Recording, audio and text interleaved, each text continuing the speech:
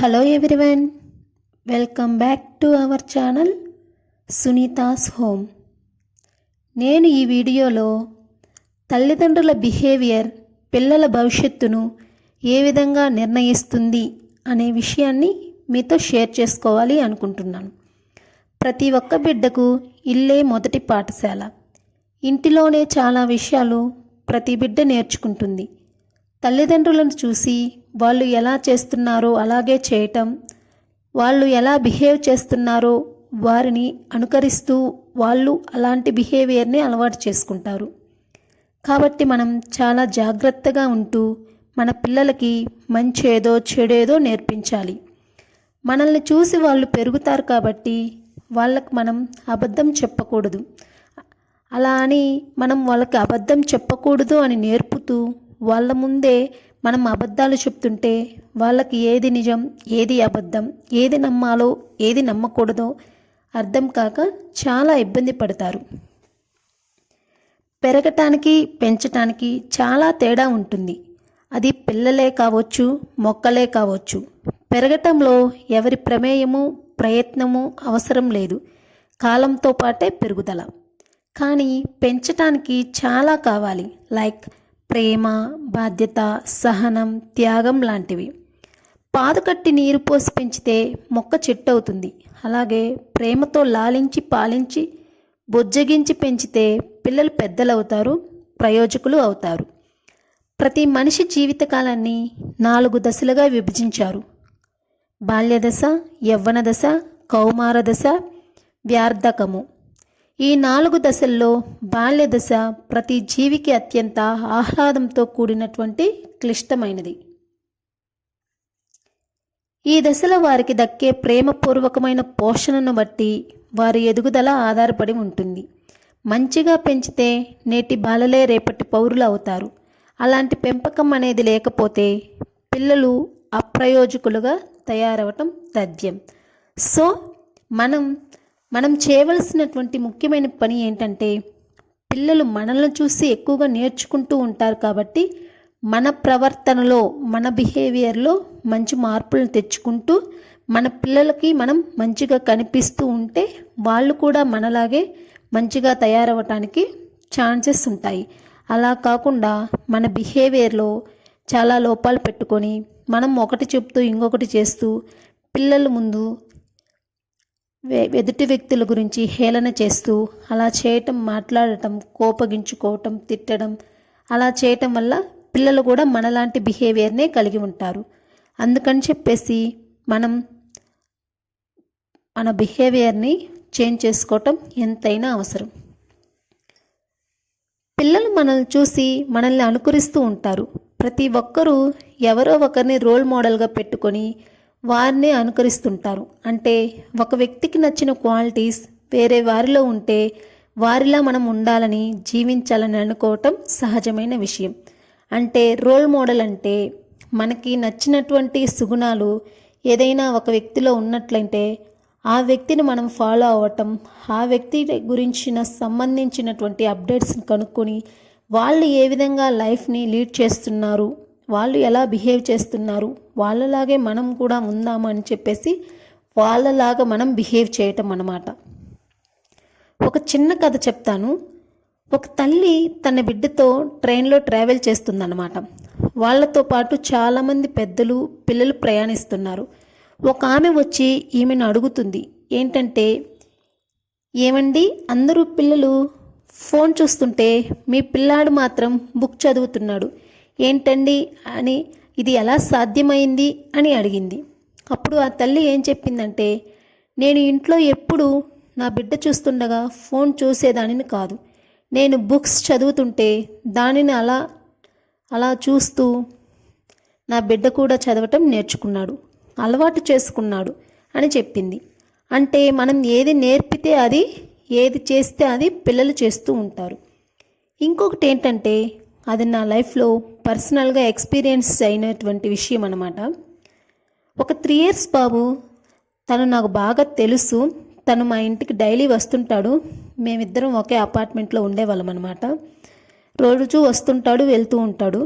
ఒకరోజు నేను చాలా రోజులకి ఫస్ట్ టైం వాళ్ళ ఇంటికి నేను వెళ్ళాను. అప్పుడు ఆ 3 ఇయర్స్ బాబు నాకు వాటర్ తెచ్చిచ్చి కూర్చోమని చెప్పాడు.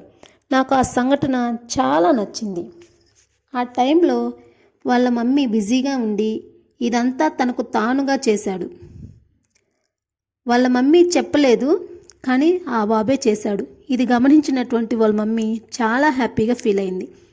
ఏంటంటే ఆ పిల్లాడు వాళ్ళ ఇంటికి ఎవరైనా వచ్చినప్పుడు వాళ్ళ పేరెంట్స్ ఎలా బిహేవ్ చేసేవాళ్ళు, ఎలా వాళ్ళతో మాట్లాడేవారో ఆ విషయాన్నంతటిని బాగా గమనించి అలాగే చేశాడనమాట. మీరు ఎప్పుడైనా ఇది విన్నారా? మనం ఎవరింటికైనా తెలిసిన వాళ్ళ ఇంటికి లేదా చుట్టాల వాళ్ళ ఇంటికి వెళ్ళినప్పుడు పిల్లలు మనతో నడుచుకునే తీరును బట్టి మనం మన పట్ల వాళ్ళ పేరెంట్స్కి ఉన్నటువంటి అభిప్రాయాన్ని తెలుసుకోవచ్చు. అది ఎలాగంటే, ఫర్ ఎగ్జాంపుల్, ఒక అంకుల్ వాళ్ళ ఇంటికి వెళ్ళాడు. వాళ్ళ డాడీ అవుట్ సైడ్కి వెళ్ళాడు అనమాట. అంకుల్ మీరా, వచ్చి కూర్చోండి, డాడీ బయటికి వెళ్ళి ఉన్నారు, తొందరగా వస్తారు, అంతవరకు కూర్చోండి, వాటర్ తీసుకోండి అని చెప్పేసి వాళ్ళతో గౌరవంగా మాట్లాడుతూ ఉంటాడు. అలా కాకుండా అంకుల్ నువ్వా, ఏం వచ్చావు, మా నాన్న లేడు, బయటికి వెళ్ళాడు అని చెప్పి దురుసుగా సమాధానం చెప్పడానికి చాలా డిఫరెన్స్ ఉంటుంది. ఇది అంతా మన పిల్లలు మనల్ని చూసి నేర్చుకున్నటువంటి విషయమే.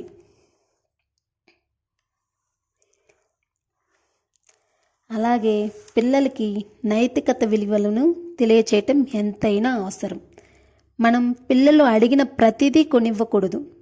వాళ్ళు అడిగిన ప్రతిదీ అందివ్వటం కంటే కూడా వాళ్ళకి ఏది అవసరం లేదు తెలుసుకొని వాటిని మాత్రమే ఇవ్వటం ఎంతైనా అవసరం. ఆ పిల్లలకుంది, ఈ పిల్లలకుంది, మారం చేస్తున్నాడు, ఏడుస్తున్నాడు, ఎందుకు, మనకుండేది ఒక్కగానొక బిడ్డ, ఆ బిడ్డని ఏడిపించకూడదు అనే ఉద్దేశంతో ప్రతి పేరెంట్సు వాళ్ళ పిల్లలు అడుగుతున్న ప్రతిదీ కొనిస్తూ ఉన్నారు. దానివల్ల వాళ్ళకి ఆ వస్తువు వాల్యూ తెలియట్లేదు. అలాగే కష్టపడడం వల్ల ఈ వస్తువు మనకు వస్తుంది అని కానీ, డబ్బు వాల్యూ కానీ తెలుసుకోవటానికి ఛాన్స్ లేకుండా పోతుంది. సో ఇవన్నీ కూడా మనమే నేర్పించాలి. ఒక ఇంట్లో తాగుడుబోతు తండ్రి ఉండి తల్లిని బాగా కొడుతూ ఎక్కువగా చెడ్డ మాటలు మాట్లాడుతూ ఉన్న తండ్రిని చూసి పెరిగినటువంటి ఒక పిల్లవాడు బిహేవియర్ ఎలా ఉంటుంది, అలాగే వాళ్ళ డాడీ ఎలా చేస్తాడో అలాగే చేయడానికి ఛాన్సెస్ ఉంటుంది.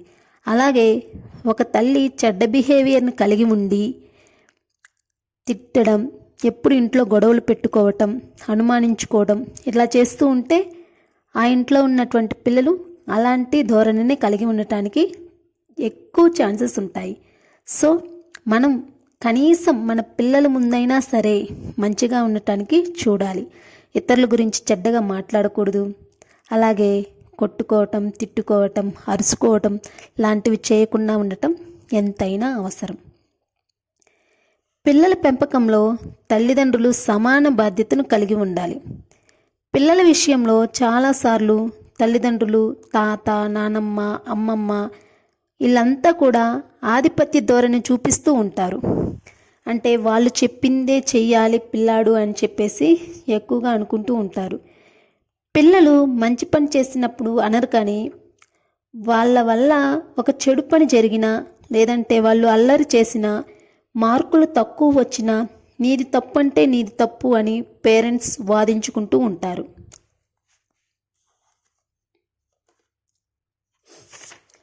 ఇంకొందరు ఏం చేస్తారంటే, నీ పోలికలే వచ్చాయి పాపకి లేదంటే బాబుకి అంటూ విమర్శించుకుంటూ ఉంటారు.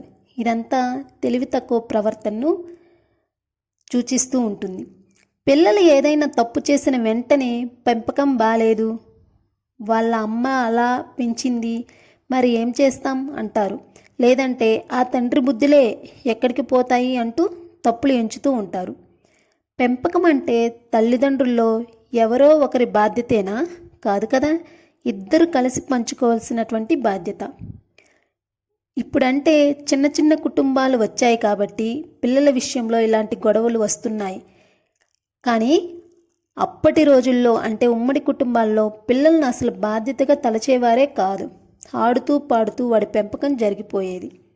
ఇప్పుడు భార్యాభర్త ఇద్దరే ఉంటే కుటుంబాల్లో ఒకరి మీద ఒకరు బాధ్యత వేసుకోకుండా, తప్పులు ఎంచుకోకుండా సామరస్య ధోరణిలో పిల్లల పెంపకం జరగాలి.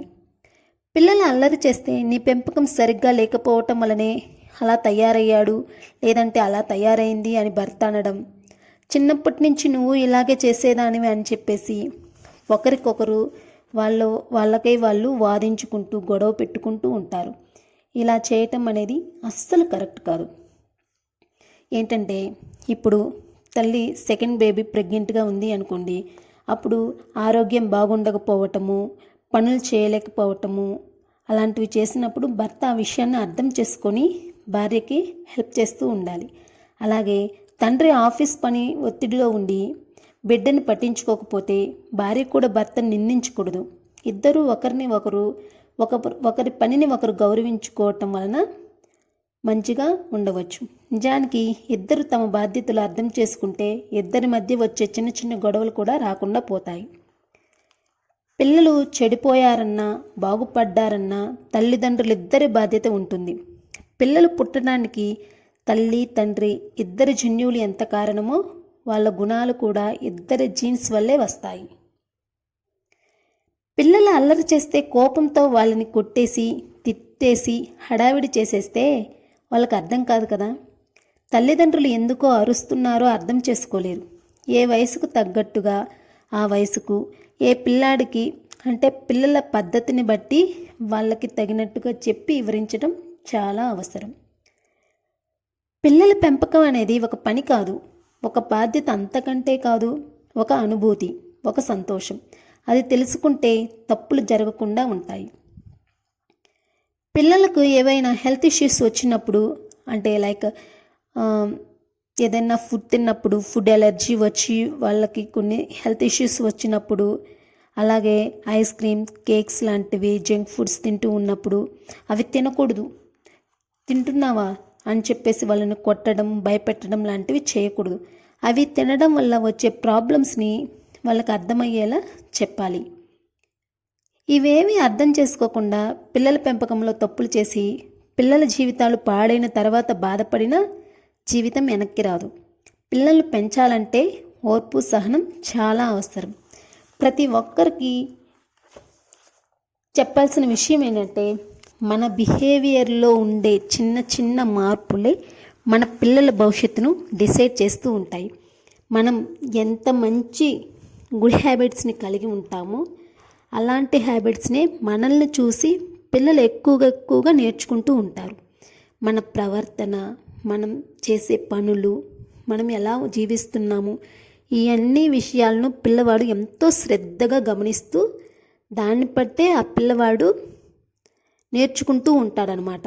అందుకని చెప్పేసి పేరెంట్స్మైనటువంటి మనం ఒకరిని ఒకరు నిందించుకోకుండా, ఇతరుల గురించి చెడ్డగా మాట్లాడకుండా, మన గురించి మనం హ్యాపీగా ఉండటానికి ఏం చేయాలి, మనం ఏ విధంగా ఉంటే మన పిల్లల భవిష్యత్తు బాగుంటుంది అనే విషయాలను దృష్టిలో పెట్టుకొని మన పిల్లలకి మంచి విషయాలు నేర్పించడం ఎంతైనా అవసరం.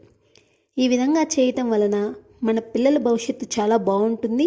అలాగే మనము పేరెంట్స్మైనటువంటి మనము వాళ్ళకు మంచి లైఫ్ ఇచ్చామని చెప్పేసి ఒక చిన్న సాటిస్ఫాక్షన్ ఉంటుంది చూడు, అది మనల్ని లైఫ్ లాంగ్ హ్యాపీగా ఉండేలా చేస్తుంది.